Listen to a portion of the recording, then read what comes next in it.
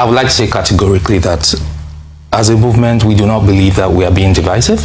And I think that it's unfortunate that those terms would be used by people who we think should know better. All right. Have you ever wondered why people keep saying that it is either Peter Obi or nothing, Obi or nothing?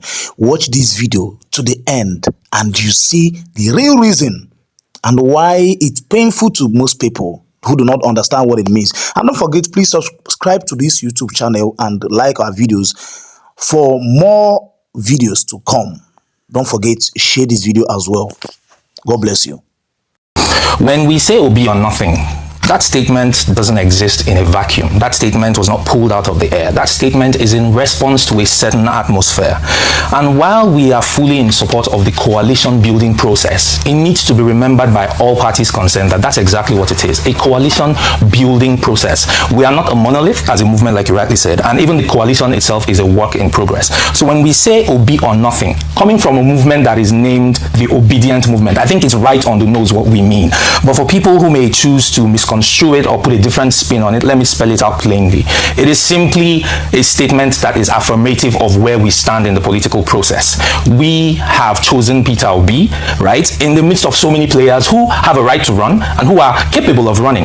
But a generation of Nigerians who were previously accused of being apathetic to politics, in the past few years looked at the situation and really, in a very organic process, evolved to say, you know what, we want to be a part of this process. And in being a part of this process, we need to look at the playing field and determine who amongst these players, right, best embodies the values that we have. And what are those values? Values that drive a Nigeria that works for everybody, not for some people.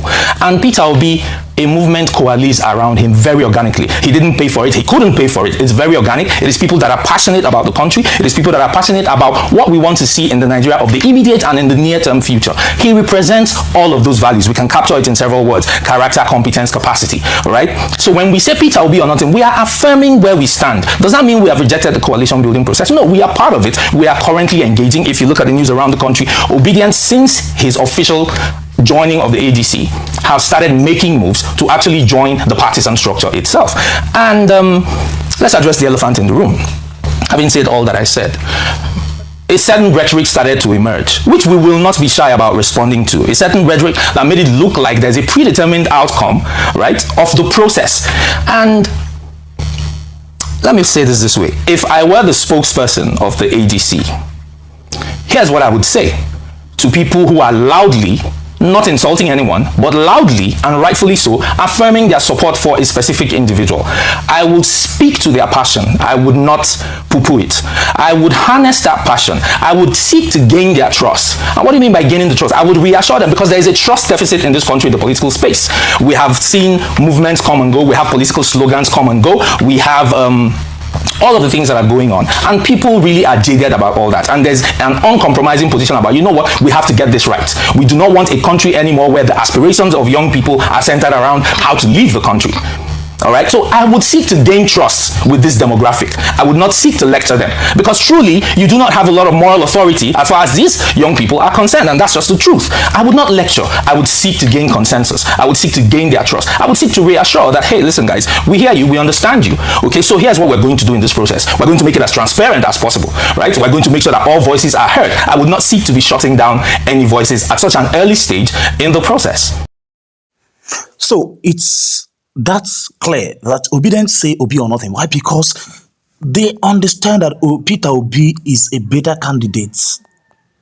Peter Obi is best suited for this job, to take Nigeria from mediocrity to productivity, from consumption to production. Peter Obi stands tall. His records stand tall.